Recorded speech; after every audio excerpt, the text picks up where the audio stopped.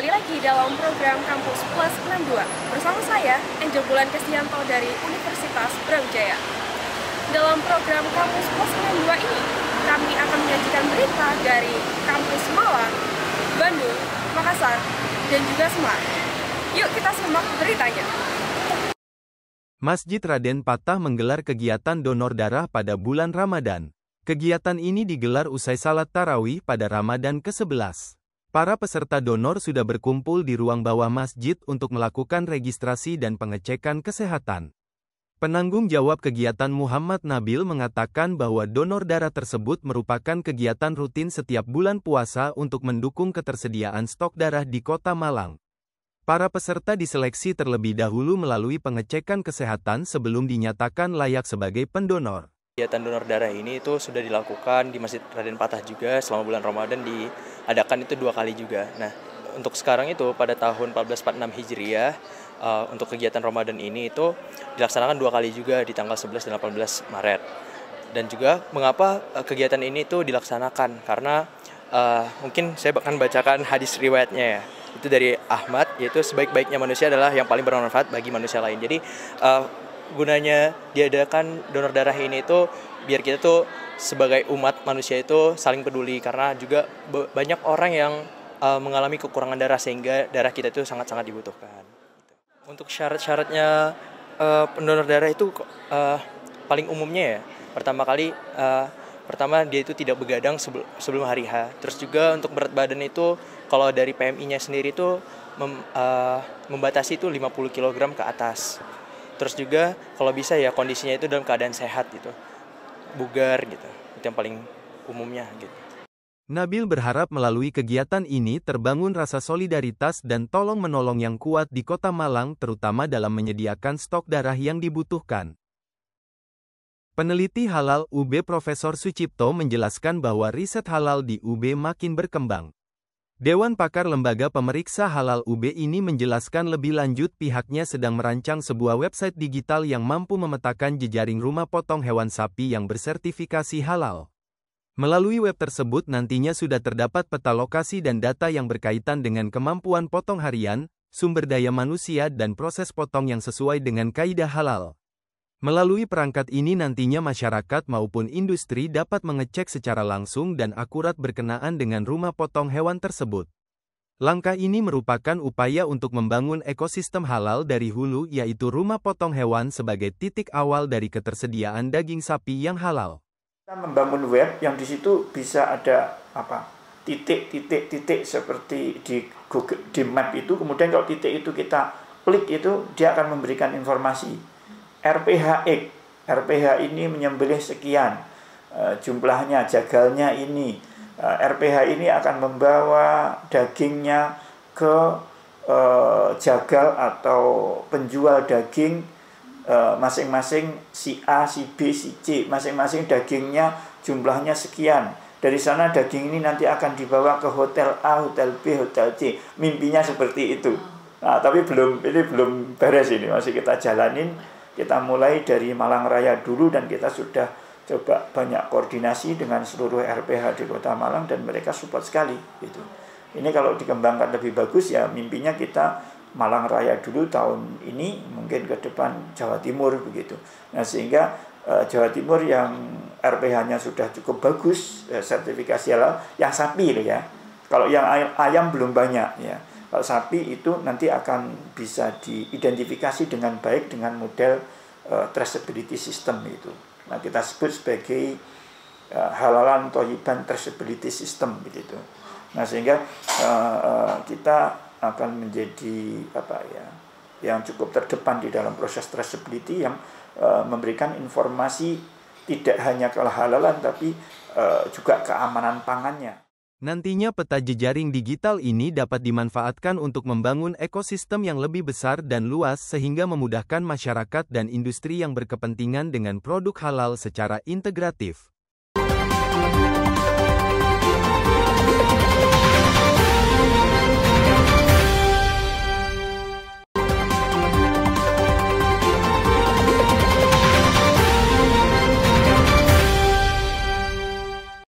Fakultas Teknologi Pertanian terus bergerak dengan berbagai program inovasinya.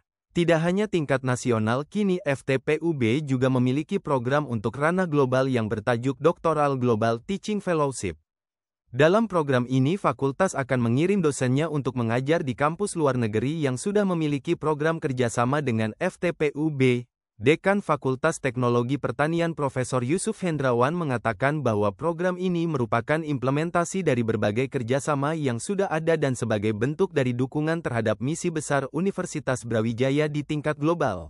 Ya, baik, terima kasih. Saya Dekan Fakultas Teknologi Pertanian. Dalam hal ini kami membuat satu program unggulan dan ini masih baru, novelty. Itu kami beri nama adalah Doctoral Global Teaching Fellowship atau DGTF. Tujuan dari program ini adalah kita mensupport Brawijaya untuk menjadi world class university. Artinya ketika Universitas Brawijaya mau memiliki komitmen untuk go internasional, maka kami di Fakultas Teknologi Pertanian, para dosen sudah siap untuk menuju internasionalisasi. Nah, salah satunya adalah dengan doktor mengajar di luar negeri. Jadi prinsipnya adalah bagaimana dosen-dosen kami ini memiliki satu kompetensi untuk bisa mengajar di mitra-mitra kami di luar negeri. Nah, tujuan dari program DGTF ini adalah kita perlu menyeimbangkan antara visiting lecture yang datang ke Universitas Brawijaya dengan visiting lecture dari dosen-dosen Universitas Brawijaya yang keluar negeri. Melalui program ini diharapkan para dosen dapat menjadi duta dari Universitas Brawijaya dengan menunjukkan kompetensi keilmuan dan kemampuan mengajarnya di berbagai kampus lain di luar negeri. Curah hujan tinggi yang melanda Jawa Tengah beberapa waktu terakhir menyebabkan banjir kembali melanda Grobogan. Tanggul Sungai Tuntang yang terletak di Dusun Mintreng, Desa Baturagung, Kecamatan Gubuk, Grobogan kembali jebol. Jebolnya tanggul mengakibatkan banjir di sejumlah lokasi. Merespon hal itu, tim relawan Universitas Semarang bergerak cepat dengan mengirimkan tim evakuasi dan 2 perahu sejak tanggal 9 Maret tahun 2025. Kan kondisi banjir di Desa Baturagung yang jebol tanggulnya hari Minggu kemarin, ini dampaknya sudah meluas sampai tidak hanya Desa Baturagung saja, kemudian Desa Ringin Kidul, kemudian Desa Curug, kemudian Desa PP, Pagomulyo, dan Desa Cangkring. Beberapa desa sudah terdampak banjir. Ini hari ketiga.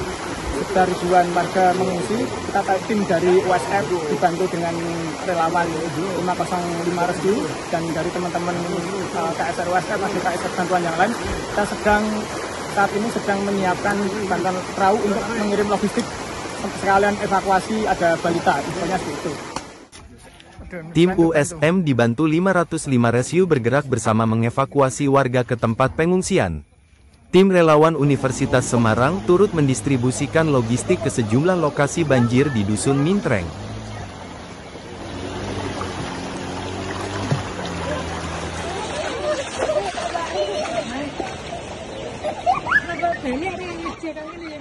Saat ini di Desa Baturagung itu, kalau untuk yang pas di sebelah tanggul jebolnya itu tidak terlalu parah, cuman yang parah itu di RT 5 RW 5 sama menyeluruh seluruh Dusun Mintreng. Dari semua RW 5 itu terdampak. Paling parah itu RT 4 RW 5, RT 5 RW 5 itu hampir 1 meter ketinggiannya. Sama banjir Januari kemarin parah mana kira-kira? Lebih parah ini. Karena kalau yang kemarin itu kan ada 3 titik yang di Kecamatan Gubuk itu yang jebol. Satu di Papanrejo, sama di Trinanding, sama di Baturagung. Kalau saat ini kan yang jebol hanya 1 aja di Baturagung. Jadi untuk kondisi saat ini lebih parah dari yang kemarin. Hingga 3 hari berselang debit air banjir kian tinggi, warga pun dievakuasi menggunakan perahu karet menuju pengungsian terdekat. Kemampuan komunikasi memegang peranan penting bagi mahasiswa dalam membangun karir profesionalnya. Untuk itu kemampuan dalam berkomunikasi harus dilatih dan dibangun sejak dini. Hal itu diungkapkan oleh founder Rumah Solusi Premita Ayu Pratiwi di depan mahasiswa Fakultas Ilmu Administrasi Universitas Brawijaya. Dalam kegiatan best practice di depan mahasiswa tersebut, Premita menjabarkan tahapan komunikasi yang dapat diapgun oleh mahasiswa. Jadi seperti tadi yang saya sampaikan di kelas ini, yang terpenting dalam komunikasi itu adalah mengenali, memahami, dan menempatkan diri sehingga ke depan kita ciptakan first impression yang bagus, sehingga dengan first impression yang bagus kita bisa ciptakan hubungan yang baik dan menciptakan link dan jaringan yang kemudian ke depan akan kita manfaatkan untuk kebutuhan yang baik. Selain itu menurut founder Rumah Perubahan ini, dalam berkomunikasi juga harus melihat lawan bicara sehingga dapat menentukan strategi yang tepat dan sesuai dalam berkomunikasi agar berjalan lancar. Yang paling penting itu adalah mengenali siapa yang akan kita ajak bicara sehingga dalam momen apapun itu akan menjadi hal yang utama kita untuk menempatkan diri sehingga komunikasi bisa berjalan dengan baik.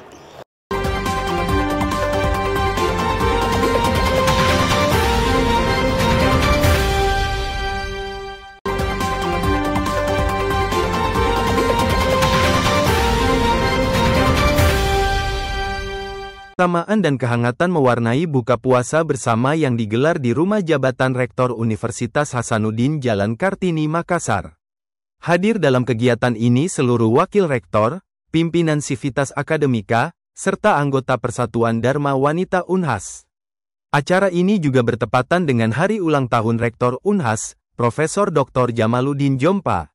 Momen spesial ini semakin lengkap dengan kehadiran 3 mantan Rektor Unhas, yaitu Profesor Basri Hasanuddin, Profesor Idrus Andi Paturusi, dan Profesor Dwi Aries Tina Pulubuhu. Rektor Unhas, Profesor Jamaluddin Jompa, mengatakan jika buka puasa ini merupakan wujud ukhuwah Islamiyah sekaligus upaya mempererat kebersamaan di lingkungan Unhas. Assalamualaikum warahmatullahi wabarakatuh. Alhamdulillah pada hari ini yang bertepatan tanggal 8 Maret 2025, pimpinan Unhas mengadakan acara silaturahim sambil juga berbuka puasa bersama yang dihadiri oleh seluruh rektor pada zamannya, dan itu membuat kami merasa betul-betul keluarga besar yang menyatu dari masa ke masa.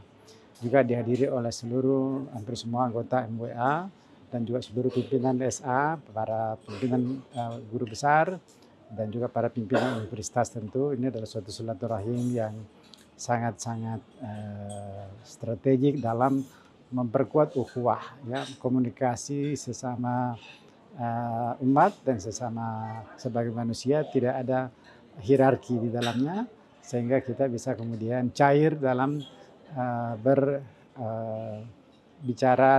secara informal, dan itu betul-betul membuat suasana sangat penuh kekeluargaan, ya. Dan saya harap momentum seperti ini kita pelihara sebagai bagian dari upaya Unhas untuk tagline-nya Unhasku bersatu, Unhasku kuat, ya. Hal senada juga diungkapkan Wakil Rektor 4 Bidang Kemitraan, Inovasi, Kewirausahaan, dan Bisnis, Profesor Adi Maulana, yang menyebut jika buka bersama di Rujab Rektor Unhas tersebut menjadi momen memperkuat tali silaturahmi dengan Sivitas Akademika dan mitra-mitra yang hadir.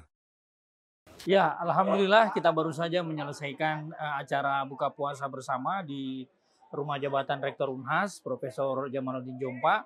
Sekaligus sebenarnya juga hari ini hari istimewa. Kenapa? Karena hari ini beliau merayakan ulang tahunnya. Dan ya sekalian kita rangkaikan dengan keluarga besar Unhas. Untuk kemudian sama-sama mengadakan buka puasa sekaligus ajang silaturahmi sebenarnya. Dan yang paling penting juga tadi kita lihat bersama ada beberapa rektor-rektor pada masanya. Kita kedatangan Prof. Basri Hasanuddin, alhamdulillah beliau masih sehat. Kemudian juga Prof. Idrus Paturusi, kemudian juga Prof. Duya. Nah, dan kemudian juga mereka memberikan semacam pengalaman-pengalaman, ya, cerita-cerita, ya, kenangan-kenangan pada saat mereka menjadi rektor. Dan ya alhamdulillah suasananya sangat cair, ya. Kita juga bertemu dengan pimpinan-pimpinan Unhas yang lainnya, wakil rektor, kemudian dekan-dekan, dan juga ada beberapa juga mahasiswa yang datang ya, kemudian juga tamu-tamu mitra-mitra Unhas yang selama ini banyak bekerja sama dengan Unhas. Adapun kalau kita lihat tadi menu buka puasanya cukup beragam ya, dari buah, kemudian ada juga es buah, ada cendol ya, kemudian juga ada makanan-makanan khas dari Sulawesi, kemudian juga tentu saja ada palu basah, kemudian ada bakso ya, banyak sekali. Dan saya kira yang paling penting juga selain kita bisa berbuka puasa bersama, kita bersilaturahmi banyak. Saya juga bertemu dengan beberapa kawan-kawan lama yang selama ini karena masing-masing kesibukan, akhirnya kami dapat bertemu dan kemudian menanyakan kabar ya. Dan ya tentu saja mudah-mudahan acara kita pada hari ini itu mendapatkan berkah dari Allah Subhanahu wa taala, membuat kita makin semangat untuk menjalani hidup ya. Selain berbuka puasa bersama, Universitas Hasanuddin juga menggelar sejumlah kegiatan amaliyah Ramadan. Di antaranya gerakan Unhas mengkaji dan salat berjamaah, lomba tilawatil Quran, pembagian takjil dan penganan berbuka puasa. Dari Makassar, tim liputan Unhas TV melaporkan untuk UB TV. Undang-Undang Perlindungan Data Pribadi atau Undang-Undang PDP, pertama kali diresmikan oleh pemerintah pusat pada tanggal 17 Oktober tahun 2022.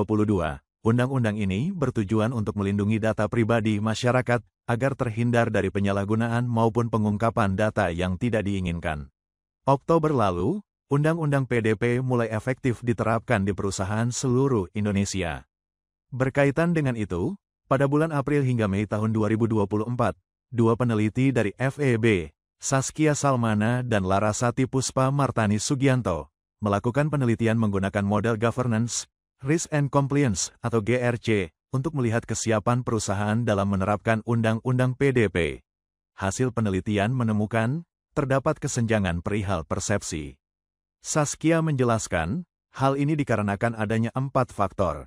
Belum pahamnya sebetulnya industri mengenai apa sih penerapan GRC yang terintegrasi, juga misalnya kerangka framework apa, best practices seperti apa. Jadi mengenai pemahaman, pengetahuan mengenai GRC ini yang pada saat persepsi, oh kita udah yakin nih, oke penerapannya efektif dan efisien.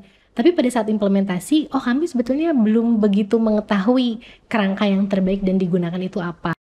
Agar perusahaan dapat efektif menerapkan Undang-Undang PDP, Laras dan Saskia menambahkan ada beberapa rekomendasi yang dapat diterapkan. Salah satunya adalah workshop mengenai penggunaan model GRC. Peran penting oleh direksi gitu. Jadi seberapa penting sih sebetulnya direksi ini untuk memimpin perusahaan, utamanya dalam penerapan GRC. Karena memang pada akhirnya yang bisa mengarahkan perusahaan untuk memiliki penerapan GRC yang efektif adalah dari BOD. Setelah itu juga mengenai sumber daya manusia. Jadi memang di antaranya juga terkadang dari industri itu merasa masih ada kesulitan karena mungkin dari sumber daya manusianya kurang siap juga untuk menjalankan penerapan GRC yang efektif. Jadi di situ juga mungkin perlu diperbanyak di antaranya pelatihan, workshop, atau bahkan mungkin pendidikan secara formal yang membahas lebih dalam mengenai GRC. Barangkali ada tambahan lagi dari Ibu? Mungkin berkaitan dengan yang regulasi tersebut ya, karena kan ada hasil dari survei ini menunjukkan bahwa entitas masih cukup kebingungan nih kalau merespon regulasi karena regulasi Indonesia tuh cepat moving, dinamis ya. Jadi apakah dari regulasi ini ada sosialisasinya, gambaran yang mungkin mempermudah pemahaman, oh ini loh penerapan yang baik, framework ataupun kerangka standar yang baik yang dapat diterapkan. Jadi mungkin itu salah satu saran dan rekomendasinya sih. Dari Jatinangor, Sumedang, tim liputan Divya Unpad TV melaporkan untuk UB TV. Setelah digelar pembukaan dan penampilan 20 dai muda, ajang Unhas TV Mencari Dai 2025 mencapai puncaknya pada Minggu tanggal 9 Maret tahun 2025, bertempat di studio utama Unhas TV, Gedung Sains Teknopark, Kampus Universitas Hasanuddin Tamalanrea, Makassar. Sebanyak 10 dai muda bersaing ketat memperebutkan posisi 5 besar. Mereka menunjukkan penampilan terbaik di hadapan para juri. Tak hanya dinilai berdasarkan materi ceramah, tetapi juga teknik penyampaian dan kefasihan dalam berkomunikasi. Dari penilaian para juri tersebut diperoleh 5 peserta dengan nilai terbaik yaitu Muhammad Awal Wahidin, Musodik Al-Fajar Tauhid, Raudatul Janah, Rezeki Allah, dan Widya Lailatus Saidah. Kelimanya pun tampil memukau di hadapan juri dan penonton yang hadir secara langsung maupun yang menonton melalui streaming. Akhirnya, mahasiswa pendidikan Bahasa Arab Fakultas Bahasa dan Sastra Universitas Negeri Makassar, Rizky Ulah, keluar sebagai juara pertama. Assalamualaikum warahmatullahi wabarakatuh. Hamdan wa syukuran lillah, salatan wa salaman ala rasulillah, amma ba'd. Perasaan saya telah meraih juara di Unhas TV Mencari Dai ini adalah suatu kebanggaan bagi diri saya. Salah satunya saya berterima kasih kepada Unhas TV telah memberikan luang bagi saya untuk belajar, mencari pengalaman yang begitu luar biasa. Yang mana insya Allah pengalaman ini akan saya terapkan di luar nanti untuk bagaimana caranya berdakwah dengan lebih baik, insya Allah. Juara pertama berhak mendapatkan hadiah uang tunai dan tabungan emas dari sponsor dengan total Rp3.250.000. Ia juga memperoleh tiket penerbangan Garuda Indonesia rute Makassar-Bali Makassar, serta berhak atas hadiah khusus produk dari pendukung acara dan baju koko eksklusif Ustaz Dasat Latif. Turut menambah wawasan para peserta, Ustaz kondang, Dasat Latif, memberikan tips dan trik dalam menyampaikan ceramah yang baik dan efektif. Ia pun mengapresiasi ajang lomba untuk para dai muda ini. Saya mengapresiasi, hidup saya adalah aktivis dakwah. Jadi acara seperti ini mestinya bukan hanya dilakukan oleh Unhas. Saya mengapresiasi betul, sebab Unhas ini kan universitas umum. Tidak ada yang khas membahas agama. Nah, mestinya di sekolah-sekolah yang seperti sekolah yang berbicara soal agama bikin acara seperti ini. Ini kita apresiasi Pak Supa ya, karena bisa mencetuskan acara seperti ini. Ustadz Dasat Latif pun berharap ajang seperti ini akan melahirkan dai-dai muda yang mampu berdakwah di tingkat nasional dengan lebih inovatif dan inspiratif. Juara 1 Unhas TV Mencari Dai tahun 2025 adalah selamat kepada Rizky Ula dari Universitas Negeri Makassar.